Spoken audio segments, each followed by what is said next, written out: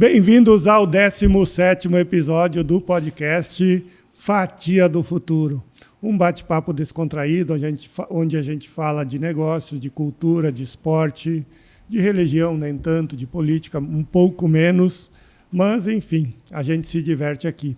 Hoje eu, Márcio Dalcin, Cris Quadri, o homem do joinha, nossos convidados Emerson e Bruna. Curta, compartilha. Como é que é o joinha lá, Cris? Para seguir a gente. Ative o sininho.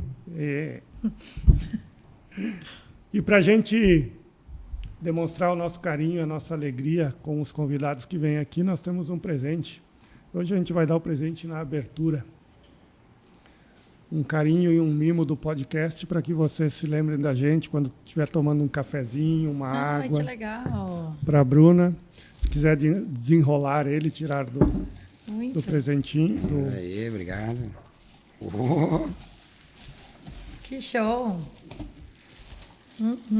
Então hoje estamos aqui com dois convidados, né, da área da educação física, né, dois profs. Um que é a Bruna, que trabalha com pádel, né, com muitas crianças, jovens, mulheres e também alguns homens. E o Emerson, então, que tem a escolinha do Nacional. Sejam muito bem-vindos, então. Boa noite para todo mundo aqui da mesa, boa noite para a galera aí de casa que vai nos assistir. Queria também, de antemão, agradecer a oportunidade.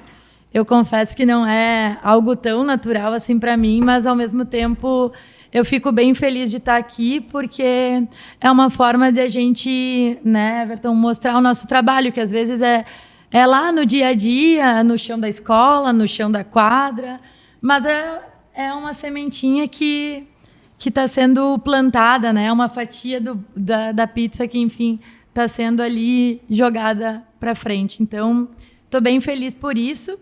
E falando assim de mim, eu acho que o esporte é uma coisa que me toca bastante, porque não sei se eu me reconheço sem ele. Seja eu praticando alguma coisa ou seja eu acompanhando alguém. Seja o meu irmão, seja meus primos, o meu tio, né, na presença do meu avô. Então, parece que não existe a Bruna sem algo. E as pessoas também me reconhecem por isso. Hoje, a maioria dos amigos meus são amigos da família. O Cris é a prova disso. Então, o esporte ele vem desde muito nova. E foi aí também a minha escolha pela minha formação, né? E acabei fazendo educação física, tentando aliar essa minha paixão pelo esporte. E tanto é que na faculdade eu cheguei a fazer a preparação física num time de futsal lá em Santa Maria, que era a União Corinthians, que na época jogava a série bronze do estadual, e a própria UFSM, que é a universidade onde eu me formei. E aí todo mundo dizia que eu ia muito para essa área, porque sempre fui meio metida mesmo. Mas a verdade é que quando veio a pandemia, né, que muita coisa se mudou, né, muito se desestabilizou, eu encontrei no pádel, que era algo que eu já trazia junto de tempo de escola, com o vôlei, com o futebol, com a prática do pádel, o meu encontro dentro da área. Que hoje, então, eu trabalho com isso desde 2021, com o treinamento, seja para criança, para mulheres, né, que é meu maior público, o pádel dentro do clube, então. Bruna, obrigado pela tua apresentação. Então vamos ao Emerson. Emerson, conta um pouquinho mais de onde tu veio, né, como tu chegou, onde vem esse amor pelo esporte. A gente já conhece muito da tua história, né, mas conta para as pessoas aí, e hoje teu objetivo, qual que é a finalidade, né, o objetivo do Nacional. Bom, primeiro agradecer o convite, né, de poder estar aqui, participar e conversar um pouco sobre falar de esporte, falar um pouco da minha trajetória, o que a gente vem fazendo e o que a gente quer fazer pelo futebol para as crianças aqui na cidade de Lajeado e da região. Então eu comecei, assim como a Bruna, né, a paixão veio de casa, o pai a história, né, de ter sido profissional, sempre ser um apaixonado pelo futebol. A gente acompanhando desde pequeno. Ele formou o Nacional e eu, ainda criança, juntamos os meninos do bairro, ali da Coab de Moinhos. E isso tomou uma proporção até ao ponto de chegar a conquistar títulos estaduais, né, e ter nossos meninos, né, não só os de perto, mas da cidade, reconhecidos, né, jogando em categorias de base dos clubes aqui do estado e indo até a nível nacional, né? No caso, o André, que foi goleiro do Inter, chegou a ser convocado para a seleção brasileira. O Bolívar, que a semana me mandaram uma foto de um piá, quando eu estudava em Santa Cruz e trouxe ele junto com outros 2 meninos, o Bolívar, capitão na Libertadores do Inter. E outros tantos, né, como o Cris, que às vezes eu falo dele, ele diz, mas ele não jogou assim. Né? O pai começou com uma turma de meninos ali, onde a base do Nacional era da Coab, e muitos deles deram sequência, né? Base de Inter, de Grêmio, passando pelo profissional do Lajadense. Né? Então isso é gratificante, a gente fazer um trabalho que é próximo e vai tomando uma proporção que a gente faz de coração. Né? Nós, como educadores, a gente não faz, eu vou fazer um trabalho para mandar meus guris ou aqueles que estão perto para o mundo. Não, a gente faz. E se acontecer deles se destacarem, né, a gente fica, né, lisonjeado e fica feliz de poder ter passado por algum instante, né, perto deles e poder, essa oportunidade de ter ido adiante. Legal. O Nacional começou com o teu pai, então? Ele que foi... Sim, começou com o pai. Tanto que o nome é em função do Nacional de Forquetinha. Sim. Na época, o pai, a gente ganhou um fardamento que é para jogar o primeiro campeonato do SESI. Né? Foi os meninos da Coab, ele do 7, né, que a gente ia na piscina. Então montamos o time. E o fardamento que a gente pegou emprestado era azul e amarelo. Claro que na época a gente não tinha Instagram, não tinha televisão, internet. E para mim o que veio primeiro, azul e amarelo, era o Nacional de Forquetinha que a gente acompanhava. A gente chegou em Lajeado, em 82, o Nacional foi campeão, foi super campeão de Lajeado. Nacional de Forquetinha, 5 de junho de Boqueirão e 15 de Sério. Então o pai tinha um conhecido lá e foi acompanhando, pai, azul e amarelo Nacional, e ficou. Tanto que hoje, a parte central do escudo é o primeiro escudo nacional de Forquetinha. Então, com o tempo, eu fui estilizando, fui montando, fui dando contorno, mas a gente manteve a parte central que era do Nacional de Forquetinha na época. Que bacana. Olha só, história bonita, né? Escolheu as cores do fardamento por um time que era aqui de... Que legal. Bruna, na escolha do pádel, o que te faz, o que te fez ter interesse pelo pádel? É a dinâmica do jogo, é a quadra fechada, muita gente gosta de futebol, muita gente gosta de tênis, muita gente gosta de basquete, né? E a gente, quando a gente vai para um esporte, a gente se identifica com ele. O que te identifica com o pádel? Eu encontrei no pádel, na verdade, a proximidade com... Eu tinha, por exemplo, 3 vezes na semana eu jogava vôlei na escola. E os outros 2, o pai queria, sei lá, que eu fizesse inglês, que eu fizesse qualquer outra coisa, mas eu encontrei no pádel a minha forma de ocupar os outros 2 dias. Uma fuga. Então, foi assim, na verdade. E o clube, o 7 de setembro, foi um dos pioneiros aqui, tirando o Pádel do Vale, que hoje acaba que não existe mais, mas foi um dos pioneiros em questão das quadras aqui na cidade. E eu sempre morei muito perto do clube. Então, a forma de eu ocupar aqueles outros 2 dias era também aprendendo um novo esporte. E aí aquilo foi ganhando força, porque eu comecei a jogar com a galera mais velha, que na época não tinha tanta, apesar do o pádel estar numa crescente, ainda é um esporte novo, né? E naquela época, em 2013... Não, 2007. 2013 é quando eu fui para a universidade. Em 2007, quando comecei a jogar, era menos gente ainda, né? Mas eu conseguia sempre me enfiar em algum joguinho. Comecei a treinar com o Prof. Minu, que até hoje também é professor aqui na cidade. E aquilo foi ganhando força. Assim, meu pai sempre também muito de incentivar. ele ia... Eu lembro até hoje, assim, que não tinha raquete, né? Hoje na internet tu compra... Vem lá da Espanha, vem de qualquer lugar do mundo, na verdade, hoje as coisas, né? E eu lembro que o pai ia visitar cliente na região do Rio Pardo, e Santa Cruz é mais velho que... O Pardo é mais velho do que nós aqui. E ele, sei lá o brique que ele fazia, mas daqui a pouco ele chegava com uma raquete em casa. E eu achava aquilo o máximo, porque era uma forma de eu ganhando afinidade com a modalidade. E foi, sabe? Foi de uma forma natural, mas foi a forma que eu encontrei de estar sempre envolvida com o esporte. E para mim, por exemplo, para mim que sou leigo, qual é como é que funciona a pontuação, sets, 1 set, 2 sets, até quanto vai? Tá. O jogo ele se distribui de várias formas, mas hoje, né, a confederação ela considera um set até 9 games. E 9 games. E cada game é composto por 4 pontos. Tá? Isso parece às vezes meio complexo, mas na verdade a prática vai naturalizando isso.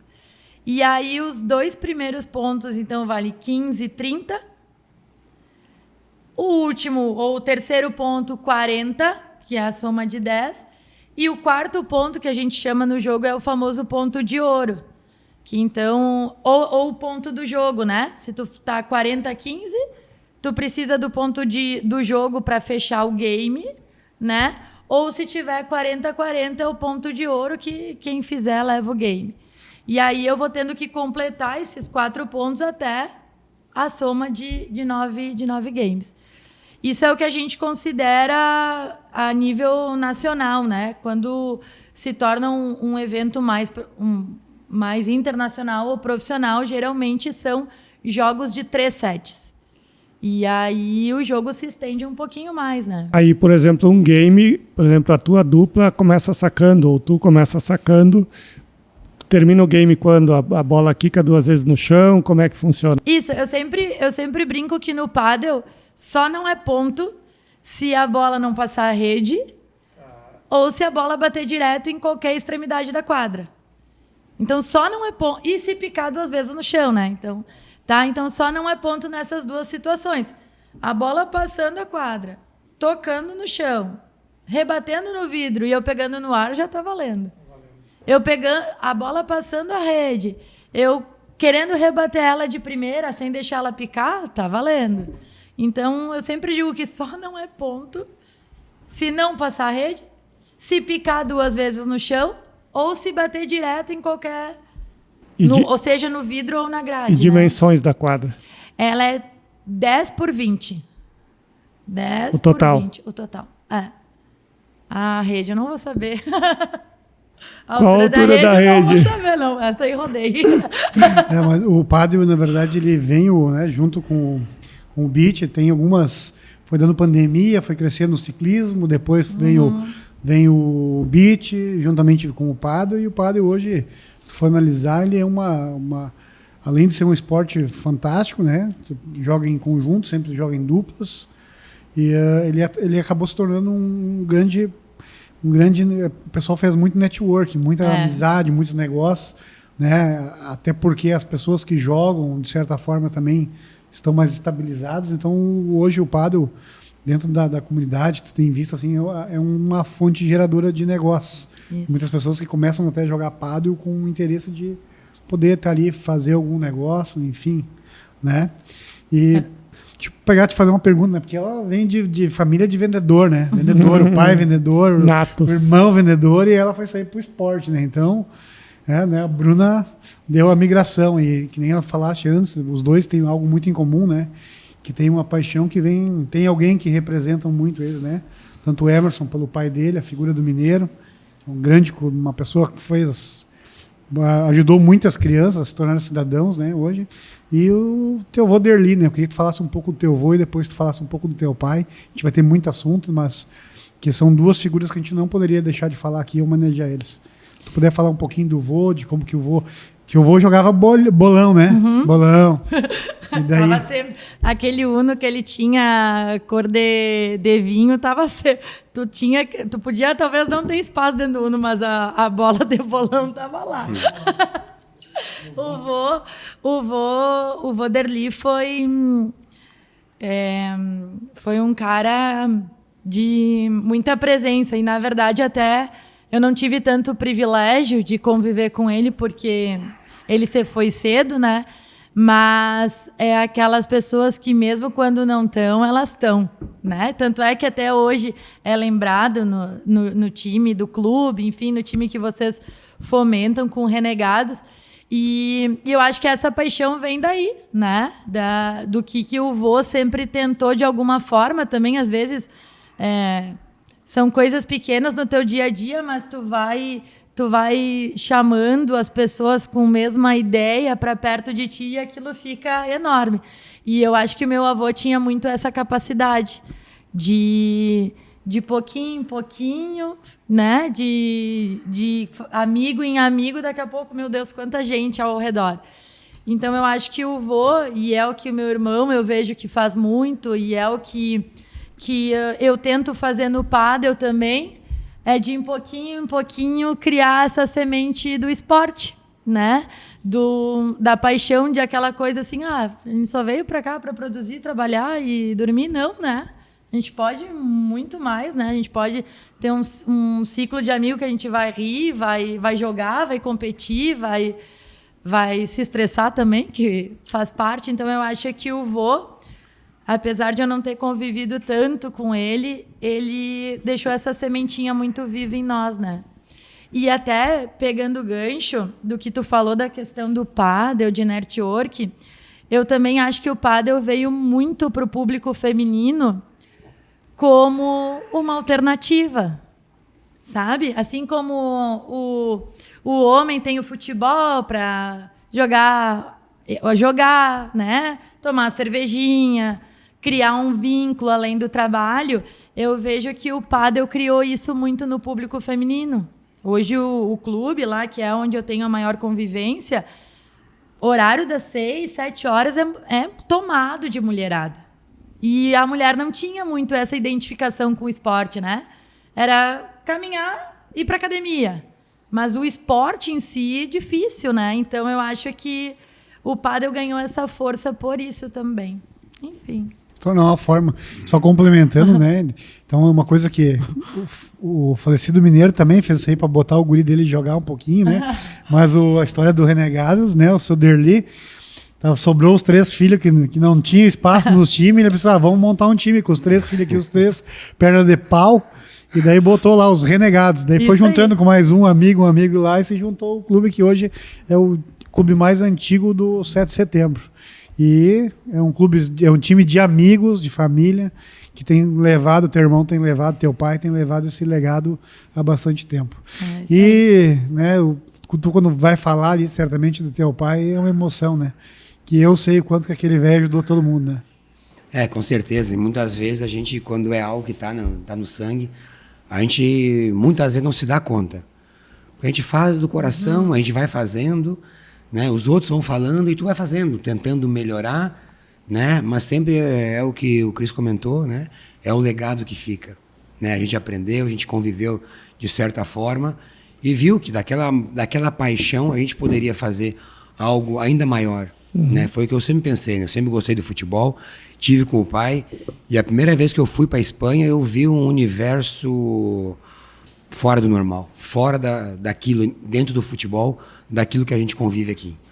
Tanto é que no início, quando eu falava algumas coisas, as pessoas me viam como alguém prepotente, porque eu queria falar algumas coisas que eu vivenciava lá, e na verdade era algo que eu fui, com o tempo, eu fui ficando com vergonha de falar o que eu tinha estudado.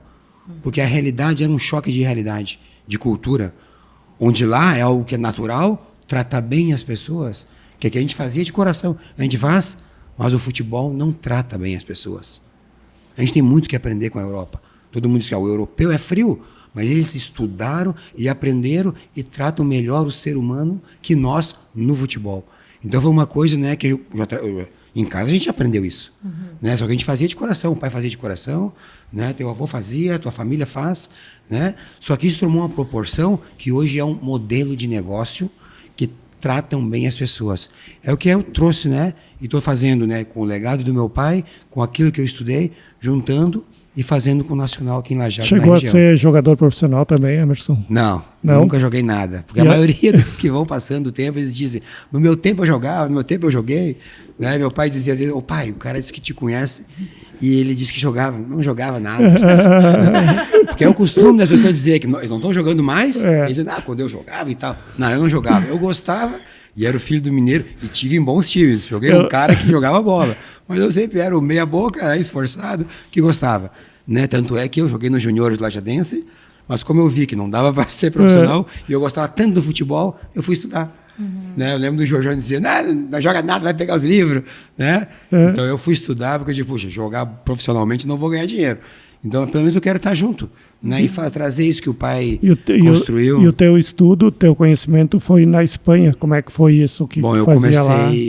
Como é que foi a tua ida para a Espanha? Eu comecei a educação física na Unisc. Ok.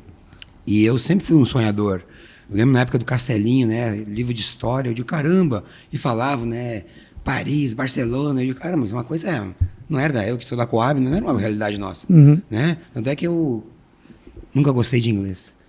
Porque as professoras vendiam inglês para nós, que isso é algo bom para a vida de vocês.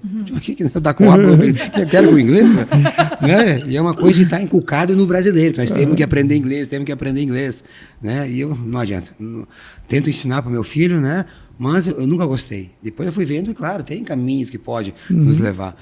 Mas depois, estudando na Unisc, eu trabalhava na academia e encontrei uma menina que era aluna, e ela falando, a gente falava com um, com o outro, ela disse, eu sou do Relações Internacionais. Eu digo, o que é isso? E aí ela falou que existia intercâmbio, onde alunos da Unisc, eu nem sabia, eu estudava lá, estava quase me formando, que poderiam ir para a Europa, para a própria América do Sul, participar de intercâmbio. Eu perguntei, caramba, isso é real? Como é que funciona? Eu disse, passa um dia lá que eu vou te explicar. E ela me explicou tudo e eu fiz um projeto. Tinha várias universidades que eram parceiras, mas a gente não tinha isso aí. Se eu não falasse com ela, eu ia me formar, eu nunca ia saber que ia ter intercâmbio. Ela me explicou que tinha para a Europa, tinha isso, tal e tal e tal. Eu disse, que legal, mas tudo era sonho, né? E ela disse, como é que funciona? E ela foi, aqui tem as universidades. Escolhe uma aí, vou te explicar, caso tu queira fazer um projeto. E eu digo, opa, Espanha, né? Pelo menos o idioma, não era nada do inglês, Espanha. Né? E ela me explicou, e eu fiz o projeto. E o meu projeto foi escolhido. E olha como é que foi. Eu era tão... Coab? O Coab vai para a Espanha. Não estava, não está em nós. É a mesma coisa que hoje em dia acontece com o pessoal de vila e tal. Vai ter que jogar em tal lugar. Não estão preparados. E eu, quando falaram que eu tinha sido aprovado, a primeira coisa que eu falei, eu não vou. E eu disse que eu não ia. Eu tinha lá todas as despesas pagas pela Universidade de Lleida, na Espanha, só que a passagem era por minha conta. E o que eu aleguei? Eu disse, eu não tenho condições de pagar a passagem, né? E a professora coordenadora era conhecida do meu pai, ela ficou sabendo, ela foi lá na sala de aula. Eu digo, posso falar com o Emerson? Me tirou da sala, me levou para a sala dos professores. Eu digo, Emerson, tu é o primeiro aluno da educação física a poder participar do intercâmbio, como é que tu não vai? Eu estava começando, eu tinha começado a namorar e tal, e o medo, né? Uma coisa é tu sonhar, outra coisa é dizer que agora tu vai. A gente não está nem... Não é qualquer pessoa que está preparada. E eu disse, não tem condições e tal, e tal. Não, só um pouquinho. Se o problema é tu não ter condições para ir, nós vamos dar um jeito. E na época tinha sido eu e mais 2 alunos de curso de economia ou de outros cursos. E no final a professora conseguiu a passagem para nós 3. E eu fui. E aí é o romper barreiras. É tu não estar preparado, tu achar que tudo está lá. Não, Barcelona está só no livro. Né? Não é nossa realidade. Tudo é livro, está na TV. Né? E quando tu te depara com a situação de tu ter que decidir, tu fica com medo. Mas é normal do ser humano. Então eu fui. E aí o mundo mudou. No momento que tu rompe essa barreira e tu acaba, né, com pouquinho de dinheiro, conseguir, né, claro, cheguei num local lá onde é que tinha gente de todo o Brasil. E gente que financeiramente tinha condições de ir para tudo que é lugar da Europa. E eu fiquei 2 meses, eu consegui ir a Barcelona, a Paris, porque fizeram um pacote lá. Eu digo, caramba, eu não sei se eu vou ter dinheiro. E aí ajuda daqui, não, aqui vai dar, vamos de ônibus, vamos de trem, vamos disso aqui. Tanto é que eu e mais 2 gaúchos que a gente não almoçava em restaurante. A gente ia para o supermercado, comprava o pão e vivia de sanduíche e fruta para poder ter o dinheiro, que era pouco. Então, o mundo se abriu. Né? As coisas que achavam que era... Imagina, no dia que eu vi... meu Deus, Paris, Torre Eiffel, que só existia no livro, mas chorava, e outros gaúchos lá que não era a nossa realidade, sabe? Então, Mas eu sempre digo que eu posso ser de família simples e tal, mas tu primeiro tem que sonhar. E depois tu ir atrás, correr. É difícil, nada é fácil, nada foi... Né, eu consegui, então o mundo se abriu. E com isso eu voltei, fiz um pós-graduação. Te especializou em educação física lá? Eu fiz um pós em treinamento esportivo em Londrina. E logo depois eu queria, mas na época não tinha WhatsApp, não tinha. Era e-mail, era carta. Né? E meu sonho era voltar para lá de novo. Puxa vida, eu vi realidades e coisas lá que não... Sabe, não é a nossa realidade. Tu conseguir conviver, ver pessoas que estão já num outro nível na área de educação física. A universidade que eu estava, existem 2 INEF, que uma é em Barcelona e outra em Lleida. Então são pessoas que têm muito vínculo com o Futebol Clube Barcelona e outros clubes da Europa de muitos esportes. É tudo outro mundo, tudo é outra dimensão. Eu conhecia o próprio... onde foi as Olimpíadas de Barcelona, né, que foi construído para as Olimpíadas, depois se tornou o estádio do Espanhol. Então a gente conseguiu, através da universidade, ter muito contato com professores, com colégios, com o Lleida, na época jogava a 2ª A, que é o mesmo glamour da primeira divisão espanhola. Jogava um brasileiro, na época, o Elcinho, que jogou no Inter. Então quando eu cheguei lá, todo assustado, aí disseram, tem um brasileiro. O cara era meu ídolo, jogava no time que eu torcia. O cara me pegava... vem aqui com a minha filha, me levava para almoçar na casa com a família dele, me levava de carro para lá, sabe? Então o mundo mudou. Uma realidade de quem conhecia aqui a Coab, um pouco de Lajeado e mal Porto Alegre, né? Tu conhecer Barcelona, Paris. Então as coisas se modificaram, a tua mente abre. Eu digo, puxa, eu posso? Né? Se eu tive a oportunidade de estar lá, quer dizer que quem é de Coab também pode buscar um espaço no mundo, né? Então eu me formei. Depois por carta, né? Não recebia, escrevia para vários. Um dia chegou uma carta, né? Eu juro, todo dia, né? Desde que eu voltei da Espanha, eu escrevi para 6 que eu conheci lá. Eu escrevia, um dia vai vir uma resposta para estudar de novo, para trabalhar, alguma coisa, né? Que é o sonho, né? E passou meio ano, um ano. Um dia cheguei em casa, a mãe falou: chegou uma carta para ti. Um cara que eu conheci lá, que não tinha tanto vínculo. Emerson, achei teu e-mail aqui. Será que tu não consegue mandar um placar? Que também ele era empresário de jogadores e era o coordenador do Lleida, na 2ª divisão. E, caramba, já aproveitei o gancho. Já mandei a placar para ele, já mandei não sei o quê. E, puxa, eu tô há tempo esperando, papai, eu gostaria. E ele disse, eu vou ver se eu consigo alguma coisa para ti. Então, que eu retornei, né? Então, fui... Aí eu voltei em 2001, mas foi na época, o ano que o pai morreu, eu acabei voltando. Depois, em 2005, através dele, eu consegui ir e ficar 7 anos. Aí eu fiz a validação do meu título. Hoje eu sou licenciado, né, pela Unisc e eu tenho a licenciatura, né, reconhecida pelo governo espanhol. Que legal. E aí eu aproveitei também para fazer o mestrado em gestão esportiva, em parceria com o Futebol Clube Barcelona. Tive aula dentro do Camp Nou. E também fiz o curso de treinador da Federação Espanhola, que é reconhecido pela UEFA. Hoje o título de treinador espanhol, ele é um curso superior. Tanto é que tem, às vezes tem pessoas que fazem o curso só com o ensino médio, eles entram no curso de treinador e as disciplinas que eles fizeram ali, como a anatomia, como a fisiologia, depois podem voltar e fazer um curso e aproveitar, por isso que é considerado um curso superior. Então eu acabei fazendo cursos que são 3 anos, que são todos os finais de semana, são 3 anos, todo final de semana tem aula. No primeiro nível até tem mais, que eu fazia durante a semana 2. Diferente, né? Onde é que tu faz aqui 15 dias e tu ganha uma licença. Hoje, se o Florentino Pérez te ligar para ir treinar o Real Madrid, tu tá apto a treinar o Real Madrid. Eu tenho a licença e posso treinar. Mas como eu digo, né? Como eu não joguei em lugar nenhum, é difícil chutar esse passo, né? Tu sabe que, ouvindo ele falar, me chamou a atenção da questão dos anjinhos que a gente vai encontrando na vida, né? que começou pelo teu pai, daí a professora que insistiu lá na universidade, o cara que respondeu a carta.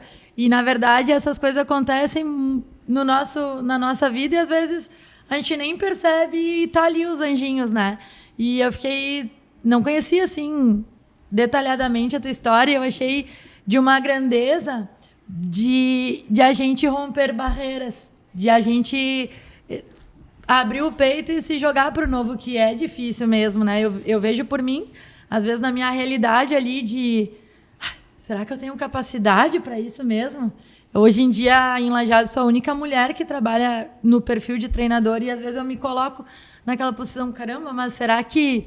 Claro que sim, porque sempre tem um anjinho ou outro ali nos colocando numa situação de que vai lá, vai dar certo, né? Então, achei muito legal. E a outra coisa na tua fala que eu achei interessante, que eu também hoje tento buscar como referência, que a Espanha, a Europa em si, próprio Portugal, eles estão muito, né, à frente na questão de estudo, né, sobre modelo de jogo, sobre formas de ensino, né, porque no pádel também é assim. Hoje, as nossas referências de curso, de tudo, é lá. Ela é com os nossos irmãos aqui na Argentina, mas muito se voltado lá para a Europa. Eles estão muito à frente, sabe? O pádel, agora tu falaste do pádel, tu olhar hoje o pádel Argentina, Uruguai, são os principais times, né, junto com a Espanha, se não me engano, né? E isso, a Argentina aqui para nós aqui da América é sempre o nosso que está apertando ali o nosso calcanhar, sabe? Deixa eu te fazer uma pergunta. Então, o Emerson, experiência Camp Nou, né? Pode ser professor em qualquer... Muito legal. E tu conta um pouquinho da tua história de seleção brasileira de pádel. Como atleta. Olha só. Na verdade, eu sempre digo também que eu sempre fui cabeçuda, sabe? E eu tinha...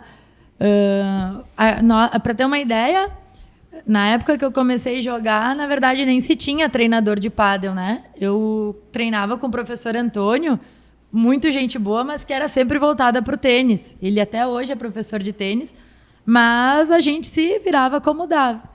E como, além de praticar, eu gosto de competir também, então aliou e minha família também gosta disso, então aliou um problema. E um sonho, um problema e um sonho. E na verdade, eu comecei a treinar aqui em Lajeado. O pai, quando ia visitar cliente, ia também... O pai sempre foi, assim, um vendedor. Então, ele ia buscando informação. Ele descobriu um torneio em Porto Alegre, ia nós a Porto Alegre. Descobriu um treinador lá em Porto Alegre. Ele me deixava no clube, ia visitar os clientes dele e eu ficava ali. Então, assim, é uma coisa que foi acontecendo, sabe? E aí, com essas informações, eu fui também entendendo a importância de hoje a gente tem um campeonato gaúcho, né, que é federado. Nós temos um campeonato brasileiro, que também tem uma liga, né, uma associação. Então, foi dessas informações a partir do pai que eu fui me filiando a essas federações e fui jogando. E aí, claro, como no meio competitivo o resultado importa, né? Então, a gente vai ganhando, a gente vai chamando a atenção. E aí, antes, que eu sempre joguei muito com a minha cunhada, né? E aí a Vanessa acabou também engravidando, acabou tomando outro rumo. Eu sou mais nova que ela também, mas o fato de estar sempre num canto ou outro, consegui uma parceira em Porto Alegre, consegui uma parceira lá em Cachoeira, em Uruguaiana, que Uruguaiana ali na nossa fronteira é mais conhecida, é mais tradicional o pádel. E assim fui indo. E fui jogando os gauchões, fui jogando os brasileiros, fui conquistando o meu espaço ali no ranking, né? Que apesar de ser de dupla, é um ranking individual. Então, tu pode jogar com várias pessoas ou ir sempre com a mesma dupla. E aí eu fui conquistando o meu espaço também na seleção. E aí eu joguei a seleção de menores. Então, eu entrei na Sub-16, que na época Eu acho que a alegria do meu pai foi essa. Se ele veio comentar, eu acho que foi isso aí. Eu lembro que também, em 2011, quando a gente foi para a Argentina, e a galera também, tipo, que joga pádel já na época era de uma galera já com poder aquisitivo, né? E o pai, meu Deus, o que nós vamos fazer agora? Vamos ser mandar de carro. Todo mundo de avião. E nós, meu Deus, vamos dar um jeito e andar de carro. E a gente foi, sabe? Até Buenos Aires. Excursão da família dos Santos. Tipo, eu até hoje falo pro pai, ainda bem que tu não tinha Kombi, porque senão ele ia se mandar de Kombi. E eu lembro que, mas aí que tá, sabe? E a gente foi até Buenos Aires de carro, todo mundo já tinha chegado 2, 3 dias antes e o pai baleado das costas. Eu feliz porque tava tudo certo. E aí foi lá em 2011 foi o embate que eu ganhei lá contra a Argentina. Então foi uma coisa muito muito marcante assim para nós, porque teve todo um esforço e também toda uma coisa de ganhar deles lá na casa deles, e foi bem legal, foi mágico assim. E depois disso teve também outras vivências assim. Eu cheguei a ir para a Espanha também, jogar o Mundial lá. E depois a última participação com a seleção de menores foi aqui em Porto Alegre, o Pan-Americano. Então foi isso assim. E agora, depois da faculdade, que eu também acabei me formando, fiz mestrado também, até eu achei que eu iria ir um pouco para a área acadêmica, mas não é para mim. Eu gosto, pode ser, né, mais para frente, mas eu gosto muito assim do ginásio, né, daquela coisa que eu consigo, né, enfim.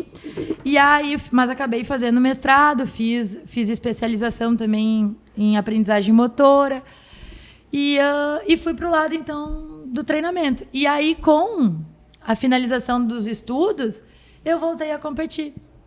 Aí já a nível mais amador também, né? Mas voltei a competir. Era o sabor que eu tinha de reviver assim a paixão pelo pádel e pela competição, porque eu gosto também da competição. E aí a gente vai para tudo que é lugar. E deixa eu te fazer uma outra pergunta então agora para vocês dois. Hoje as escolinhas, o Emerson hoje é uma escolinha, né? Uma escolinha hoje. Com quantos alunos mais ou menos hoje a escolinha do Nacional trabalha? Né, com quantos alunos, crianças, e se nós for pensar com famílias, então vai passar dos 1.000, acredito. Cris, a gente esse ano está com 4 núcleos, né?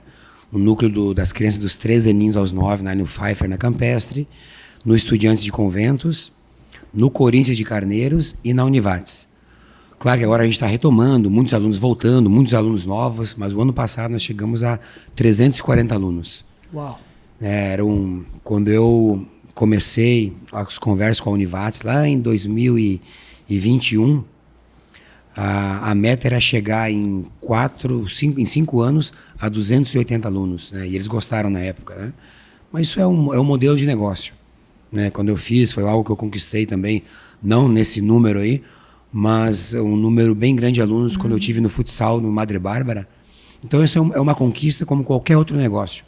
Né, o mestrado em gestão esportiva lá na Espanha prepara todos os esportistas para todos os esportes, né, metas em como tu chegar para conquistar, né, com 4 pilares dentro do projeto, que são, né, nas áreas dos recursos humanos, a área de gestão, a área técnica e na área de marketing. Né, então é um modelo de negócio dentro do esporte. Então, né, quando eles falavam lá, porque veio para nós o cara da Iveco All Blacks, o cara do marketing, né, o cara falava era francês. Veio o presidente da Federação Italiana de Rugby na época, né, e quando contrataram ele, eles deram uma meta de 10 anos para ele chegar. Na época o rugby era muito forte no nosso mestrado. Eles eram o 14º, 12º. E ele tinha uma meta em 10 anos de tornar o rugby italiano, de ficar entre os 4 do mundo.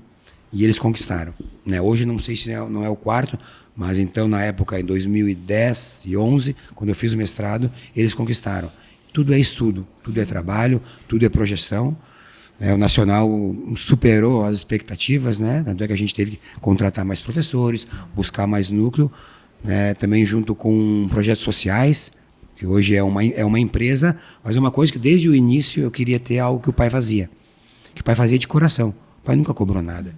Pegava os meninos com a Kombi do Dyer, né? Na época o Dyer é público, meu pai fazia, né? Pegava, levava lá, já eu chegava em casa, tinha menino na minha cama, dormindo, né? Tinha 8, 10 lá em casa. Então, claro que é uma coisa que não se pode fazer hoje em dia, tem que ter cuidado.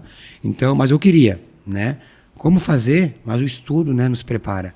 Né? A gente tem hoje, né, metas, receitas, mas através de parcerias com órgãos públicos, a gente conseguir, né, ter crianças, né, sem cobrar mensalidade, participando. Como é que se sustenta o Nacional? Tem essas parcerias público, né? Tem a mensalidade dos atletas, dos jovens, né?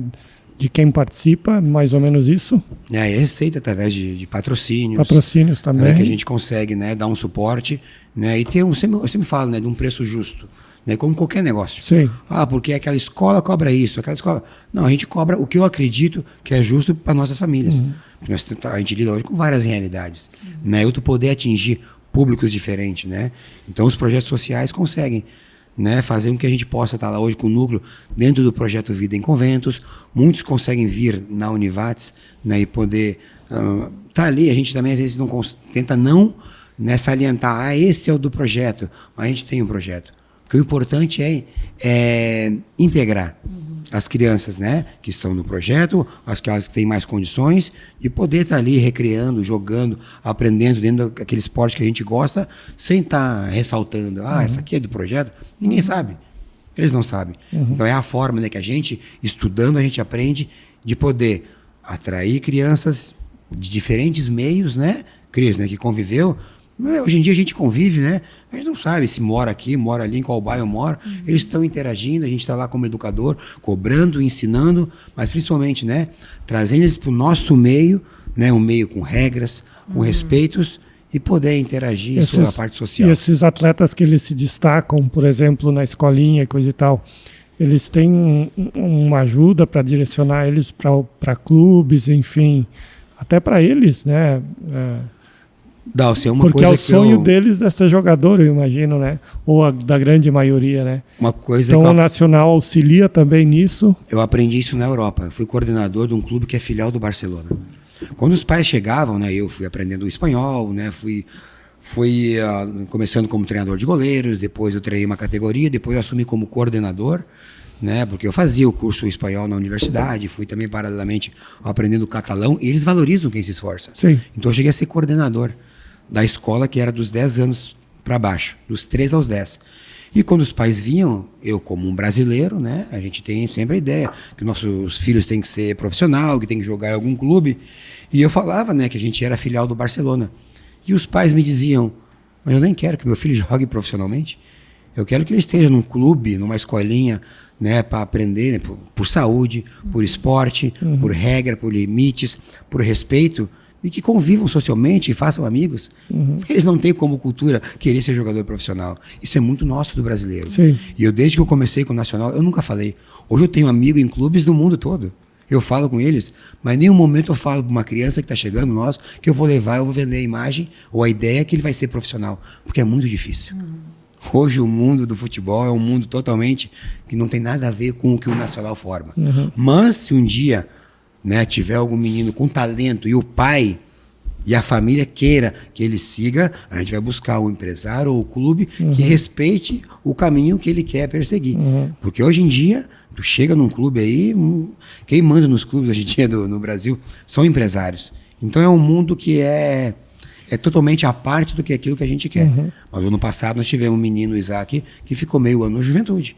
Né? A gente passou, contato, encaminhou, teve um representante, ele tem um representante hoje, então ele deu toda a sequência para ele poder estar lá dentro. E eu até falo com uma forma positiva, assim, né, do Nacional ele ter essa credibilidade de poder, tem um menino aqui que se destaca, ele gosta de futebol, ele quer ser jogador, né, e eu acho isso muito positivo, porque muitas vezes essas crianças elas não sabem qual o caminho percorrer, né. Esse é o maior problema. Entendeu? Nas mãos de quem eles vão estar. Isso, porque isso hoje, aí. né, eu sempre dou o exemplo aí, 2 dos nossos maiores talentos, né, não tiveram suporte, né? O falecido Adri, claro que o Everton Giovanella teve o pai dele, né, tem todo um acompanhamento, né? Mas tiveram outros aí que não tiveram um acompanhamento, né? O próprio Semin, né, que é nosso amigo, né? Se tivesse um suporte, né, desde o início, né, podia ter acompanhado, podia ter. Mas é que nós não temos apoio nem nos clubes, né? Independente da situação, né? Simplesmente eles mandam embora, não te dão suporte nenhum. Isso as crianças e adolescentes sofrem por não ter suporte nos próprios clubes ou estrutura na cidade, para que, então ele retorna para o nosso clube, vamos voltar a treinar, daqui a pouco a gente encaminha. Mas nós temos muito pouco futebol no Brasil. Né? Nós não temos escolinhas. Hoje, se quiser que a gente tem 4, 5, 6 aqui, isso é muito pouco. Eu trabalhei no Atlético Segre 3 anos, numa cidade de 140 mil habitantes, que é Lleida, mas tinham 8 clubes estruturados dentro da cidade. Hoje o Atlético Segre tem 600 alunos, outro com 400, outro com 300. A escola que tinha menos tinha 150, 180. Todo mundo joga futebol. Aqui nós não temos. O ano passado fizemos um juvenil em parceria com o Lajadense, né? Na reta final, nosso time, fizemos um bom time, que era visto como outros como o melhor da Série A2 Sub-17. Na reta final ali, nós indo classificar, 6 não quiseram mais. Né? Do ritmo de treino, a competitividade, não estavam preparados. Nós não estamos preparados para ter meninos competitivos e isso resulta lá em cima. Olha a nossa seleção brasileira. Não tem mais. Porque os europeus e outro mundo, Catar, Emirados Árabes, China, estão há anos-luz do Brasil. Eles estão formando muito jogador que nós. Então nós temos que começar com escolas, com gente preparada, que se forma, que estuda, que trata bem as pessoas e ensina as crianças a jogar futebol. Para daí, se um dia tiver talento, ele está preparado junto com a família para poder dar um passo a nível de base e a nível de futebol profissional. Porque nós estamos muito precários, nós estamos muito hoje, né? Olha o Gauchão hoje está durando 1 mês e meio, 2. Como é que vão ter jogador de futebol? Né? Os jogadores bons não estão querendo ir para 1 mês, 2. Para onde eu vou depois? O amador paga mais que o lajadense. E o que esses clubes fazem depois também? Acabou o campeonato, está com passivo. É que quando fala em jogador, né? Tu vai numa escola, tu vai numa criança e pensa, que tu quer ser quando crescer? É jogador de futebol. Daí quando tu chega num clube, por exemplo, um Corinthians, um Inter, um Grêmio, tu tá lá com 14, 15 anos, o professor vai te dizer que de lá, se der muito, vai dar um jogador de futebol. Então, para te ver como é que é a realidade e como a gente imagina, né? O sonho de uma criança, mas como tu disse antes, né? Tem que sonhar. Aí tu tem que buscar atingir os teus sonhos, né? Quem diria um menino da Coab está na Espanha estudando, se formando. Quem diria uma menina ali que também quase praticamente na Coab está seleção brasileira, né? Então, é assim. Tá? Mas, de certa forma, eu acho que né? Se tu também poder vou tirar o sonho da criança. Falou agora, né? Tu trabalhar, tu ser atleta hoje de um time mediano, né? Um time lajadense, Guarani de Venâncio, muitas vezes tu tem uma condição menor do que jogar daqui a pouco num amador, né? Mas é um sonho de daqui a pouco, cheguei lá, fui profissional, joguei 1, 2 anos profissional, realizei meu sonho, agora eu vou trabalhar, vou lá chefe Leon lá trabalhar no forno. Eu fui um bom forneiro lá na pandemia, não, na enchente, né? E tu, Bruna, conta um pouquinho mais quantos alunos hoje tu tem, qual que é a faixa etária que tu trabalha ali, o que é o foco? Bom, desde o ano passado a gente também encabeçou essa ideia de abrir a escolinha. Então hoje eu trabalho de uma forma mais individual, né? Eu dando treino. E hoje também nós estamos nessa função de retomada das férias, né? O andamento do ano. Mas hoje eu estou numa média de 25 crianças dentro do clube com a iniciação do pádel. Que parece ser pouco, mas na verdade é muito. Porque como ali o treinamento do pádel depende muito para lançar a bola, né? E até mesmo eles se familiarizarem com o domínio de um instrumento, né? Demanda bastante. Então, esse ano eu tenho 2 objetivos, que é ter mais um professor junto comigo e a gente automaticamente aumentar também a oportunização de mais crianças e manter uma qualidade, porque requer isso, e também levar para dentro da escola, sabe? Porque eu acho que também é a minha forma de contribuir dentro do ensino da escola, eu poder... tem estudos que mostram até a confecção de uma raquete, onde as crianças brincam com a mão e na situação da escola baixam a rede de vôlei e cria aquela dinâmica também para, de alguma forma, tentar popularizar, né? Que hoje a gente não tem, apesar do pádel ser uma crescente, não é um esporte Peteca de antigamente. popular, né? Mas é os meus 2 planos para esse ano, para a gente ganhar força na escolinha, que hoje é dentro do Clube 7 de Setembro, né? Mas o clube oportuniza, não precisa ser sócio. Mas eu, na verdade, não consigo também abranger muita gente, porque a quadra é reduzida, né? O formato de treino ele é diferente. E então essa é a minha contribuição, mas também queria chegar no chão da escola. Porque eu acho que ali é uma boa forma da gente ir mostrando, né? A fatia do futuro, sabe? E se não gosta, não gosta, mas é uma outra forma da gente... O que falta para chegar no chão da escola? Tu sabe que, na verdade, eu acho que falta a gente... Eu tenho já uma ideia de projeto, mas falta ir lá e botar o peito, sabe? Sair do... Tô falando bem de coração, né? Mas sair daquela coisa que já tá confortável para mim, zona que de é... conforto. Isso, que é dentro do clube ali, que dou minhas aulinhas particulares, e ir lá no chão da escola mostrar o projeto, apresentar a ideia, porque eu não tenho dúvidas que será uma baita sensação. Então é só ir mesmo. O professor eu sei que já está contratado. Pelos boatos. O tal do Joser, eu chamava de Joser. É Joser, ele ficou bravo. Mas também o cara com o nome de Joser, né? Até hoje eu tenho ele com 2 E no meu. Só para deixar ele bravo no meu E tu WhatsApp. bota acento no nome dele, nem existe isso. Mas não existe outro Joser também, né? Só ele. E agora falando do Joser, vocês se conheceram lá quando Na tu dava... faculdade. Quando tu foi professora dele, né? Que nem eu estava falando lá no início, na faculdade, a forma de eu sempre estar conectada com o esporte era eu fazer estágio no time de futsal da universidade. Era a forma. Durante o dia eu estava na faculdade e de noite a forma de eu tirar uns pilinha, porque na época tinha bolsa, sabe? Bolsa de extensão, que eles falavam. Existe a bolsa de ensino, de pesquisa e extensão. E aí eu peguei essa bolsa de extensão para fazer estágio no time. E conheci o Joser. Achou que, cara, pensa num churrasco bom que ele faz, mas ao ponto. O Márcio não ia conseguir comer as tulipinhas dele mal passada. Ele fez um churrasco de aniversário e tudo. O boizinho tava tipo o Dudu da Garbi, sabe? Não, daí não. Bem assim. Eu acho que ele já tava passado. Não, tava muito bom. E tu, seu Emerson? Da parte de escolinhas hoje, assim, o que é o maior foco hoje do Nacional? Está sendo competição ou criar jovens? É competir mais ou criar um cidadão, um jovem para a cidade? Que hoje é o foco principal do Nacional? Eu sei que antigamente, né, quando teu pai fazia, ele fazia times que praticamente não treinava, mas eram... Se não era, olha, de 10 campeonatos, era 9 campeão e talvez um vice. Que legal. Hoje, o que é a ideia principal do Nacional hoje? Na verdade, a formação ela vai estar independente se ela está na integração ou na competição. Mas o meu sonho é massificar. Massificar é fazer com que o futebol esteja em vários locais, não só com o Nacional. Porque uma das coisas do negócio, qualquer modelo de negócio, frisa que quanto mais competente é o meu trabalho, maior tem que ser o do outro. Né? Isso é uma jogada, por isso que eu digo, na Europa todo mundo joga. O meu sonho é ter 10 escolas de futebol em Lajeado. As escolas estão se ajudando.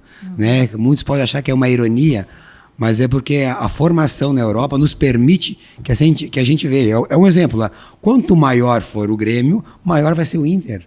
Quanto maior vai ser a pizzaria, né, Chef Leon, né, as outras vão querer crescer. Porque a competitividade é importante para o crescimento da empresa. Demais. E é importante para o crescimento da escola. Né? Por isso que às vezes eu falo, mas tu está falando, algumas escolas podem te fechar em algum momento. Não, eu quero que a Ali cresça, que a Juventus, que a Cessa, que apareça uma outra escola. Agora tem a escola Maia, o Rui Barbosa. Né? Agora a gente voltei a competir agora numa competição organizada pelas equipes da região, com o Beto, com o Edu, né, com o Rui Barbosa, do Júlio. Né? Isso é quanto a gente se ajuda para fomentar o esporte e crescer todo mundo junto. Né? Então é isso que o Nacional quer. Só que esse ano a gente vai dar um passo a mais. O ano passado a gente baixou um pouco a régua, né, para ensinar mais crianças, mas esse ano a gente vai participar da Liga Serrana. Né? Aumenta um pouco a régua, a gente vai enfrentar equipes como o Inter, como Juventude, Novo Hamburgo, inclusive quarta-feira vai ser o Congresso Técnico. Isso faz com que meninos que estavam com nós, ou até outros que não estavam, possam vir para ter esse outro, né, essa outra visão de que, puxa, eu quero competir. Né? Então o Nacional integra, tem aqueles que querem só recrear, tem aqueles que gostam de jogar jogos de integração menos competitivos e outros que gostam de competir. Então o competir, né, não é aquela história, puxa, o Nacional agora... Não, a gente fomenta os dois lados. E ensinar a competir é importante para a vida nos ensina a competir.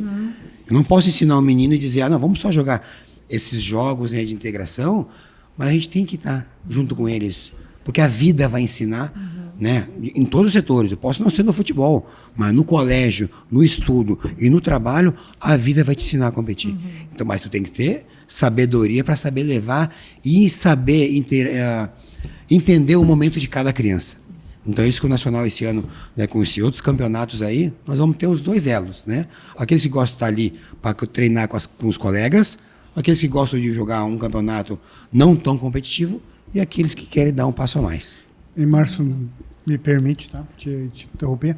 Uma coisa que daí eles vão jogar sub-17 e sub-15. Uma inovação, né, que praticamente tu não vê nas escolinhas.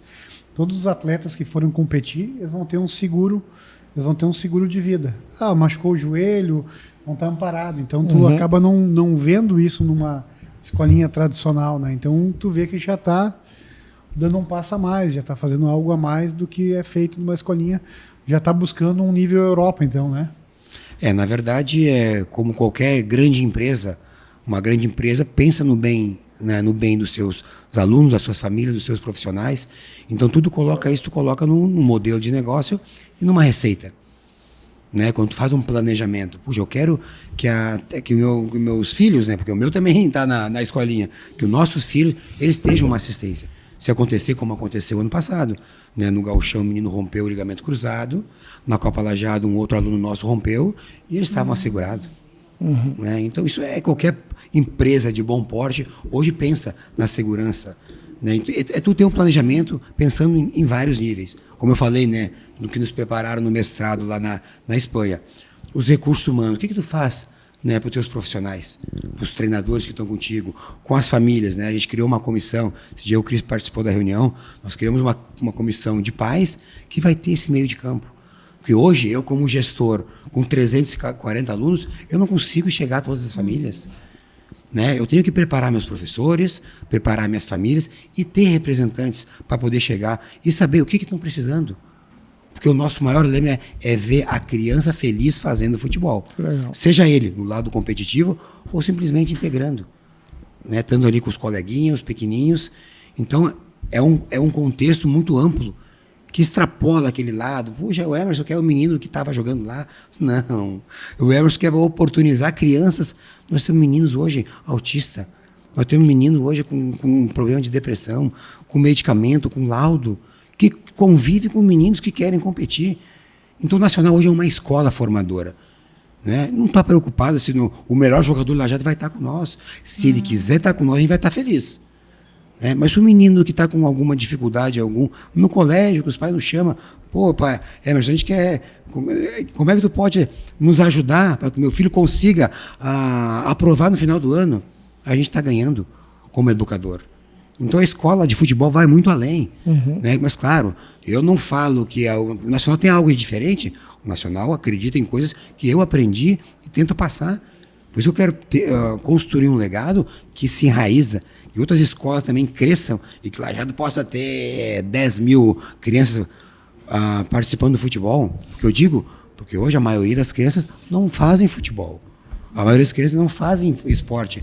Uma escola de futebol não pode ser a competitividade dela com outra escola ou com o pádel, né? Porque ninguém fala de uma farmácia que está do lado da outra, né? Nós temos que se ajudar como escolas esportivas a fomentar e ter muito mais crianças fazendo esporte. Para a gente lá no não ter, buscando farmácia, buscando hospitais, buscando postos de saúde. Né? Então nós temos que ser aliados. As escolas esportivas têm que ser aliadas para buscar. Porque hoje só 30% das crianças jogam futebol, praticam esporte. E hoje 60% das crianças não estão com disponibilidade para ir participar de uma escolinha. Hoje as slams, ano passado eu participei num projeto com o SEAT Bira. Né? Vocês não imaginam o que tem de criança dentro das slams, o que tem de criança dentro dos projetos Vida. Cada vez mais hoje tem, os pais estão me chamando, né? Puxa, mas o meu filho está o dia todo na escola. Então, as escolas esportivas têm que se atentar e têm que ir ao encontro onde é que as crianças estão e não estão praticando esporte. Nós temos um mundo para explorar. O Brasil tá gatinhando comparado com o esporte na Europa. Então, nós temos que se ajudar. Não está competindo, o Emerson, o Nacional está pegando de outra escola. Não, vamos se ajudar. Vem jogar comigo, vai jogar com outro. Mas vamos fomentar e criar mais escolas para ter mais crianças participando. E quem sabe tá criando mais jogadores de futebol. Então eu sou um grãozinho de areia dentro de um universo do futebol brasileiro que precisa ser modificado. Que legal. Que bacana isso, né? Ter essa consciência de que aquilo que tu está fazendo tem um objetivo maior, né? Que não é simplesmente estar ali financeiramente, né? Que legal. Parabéns, Emerson. Obrigado. Estamos quase chegando ao final do nosso podcast. Antes de encerrar, a gente sempre faz uma pergunta. Bruna, qual foi a pergunta que a gente não te fez durante essa conversa que tu gostaria de ter respondido ou que tu gostaria de ter falado sobre? Não sei.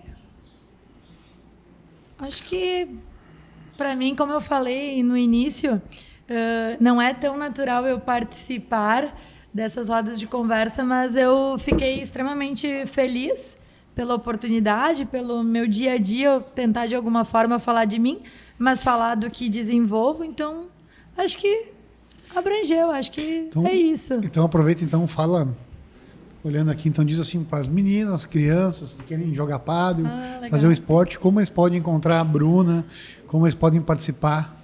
Então dá teu merchandise, como é que eles podem chegar até ti. Então, hoje eu trabalho com o pádel, né, com treinamento de pádel desde crianças, de 6 anos até adultos, né, de todas as categorias. E eu desenvolvo as aulas no Clube 7 de Setembro, de segunda a sexta-feira, das 6 da manhã ao meio-dia e das 2 às 5 da tarde. Então, às vezes não contempla, mas a minha ideia é sempre tentar ajustar, como é um atendimento mais direcionado, é sempre tentar ajustar para a gente encaixar. E aí me chama pelo WhatsApp mesmo, pode ser pelo Instagram. Meu Instagram pessoal, eu tento botar bastante ali do meu treinamento, do meu dia a dia. E é isso, é só chamar e vamos. Como é que é o Instagram, então? É Bruna dos Santos. Bruna dos Santos. Isso aí. E agradecer mais uma vez pela oportunidade, né? Que a gente possa nos encontrarmos mais vezes, né? E falar sobre esporte, falar sobre ensino, sobre tudo, isso aí. Muito bem. E tu, Emerson, alguma pergunta que tu não foi feita e daqui a pouco tu gostaria de ter respondido? Me veio na cabeça, uma vez um professor veio conversar comigo e perguntou: onde é que tu sonha chegar com o Nacional? Eu digo: caramba, quando a gente faz por amor, está feliz fazendo o que a gente gosta, a gente sonha em estar feliz agora. Mas claro, quando a gente estuda e projeta alguma coisa, a gente sempre almeja, né? Não por ganância, né? Mas poder chegar até as pessoas com aquilo que tu ama, aquilo que te faz feliz, né? Poder, hoje, eu nem sonhava em ter 4 núcleos, em 4 anos de escolinha do Nacional. Eu não sonhava em poder enfrentar o Internacional, que o nosso time era o time do meu pai. Eu sempre digo, meu pai era doente do Colorado, foi na final de 75, uns falam que são Colorado, meu pai foi na final de 75, 76. Imagina se ele estivesse vivo e ter o Nacional enfrentando o Inter num campeonato. Então, cara, são conquistas, né, que a gente vai galgando, e à medida que vai chegando uma proporção, tu vai vendo, como qualquer negócio, né? O empreender, querer almejar, não é ganância, né? É valorizar o teu conhecimento, que tu quer atingir mais pessoas, né? Que nem eu falo, o exemplo daquele, o Davan, vai Davan, né? Ele vai entrando dinheiro, ele vai montando mais loja para ter mais trabalhadores, para ter gente mais feliz. É o que o Nacional quer, poder estar chegando em mais lugares, poder ter mais criança feliz jogando futebol, poder ver o Nacional chegando, né, nas casas, nas famílias. Como a gente fica feliz quando alguém diz, puxa, eu gosto de estar no Nacional, né? Eu vou num aniversário, tu vê fotos, tá o pessoal numa loja com a camisa nacional, porque se sente bem usando, se sente bem, se sente acolhido, né? Então o sonho nosso é estar nas famílias, né? E chegar onde nos permitirem chegar. Da mesma forma, chama o pessoal, faz um convite para o pessoal participar do Nacional, fica à vontade. Então, como eu falei antes, né? A gente sempre fala no lado do esporte, que a gente quer ver, quem ama o esporte, quer ver as crianças fazendo esportes. Então, o Nacional hoje é mais uma oportunidade. Então, o Nacional está aberto hoje, né, em 4 núcleos. Então, se quiser trazer seu filho para fazer uma aula experimental, a gente vai estar muito feliz em receber as famílias, né, e poder mostrar o que a gente quer do Nacional com o futebol para as famílias e para a evolução das crianças. Como é que é o Instagram do Nacional?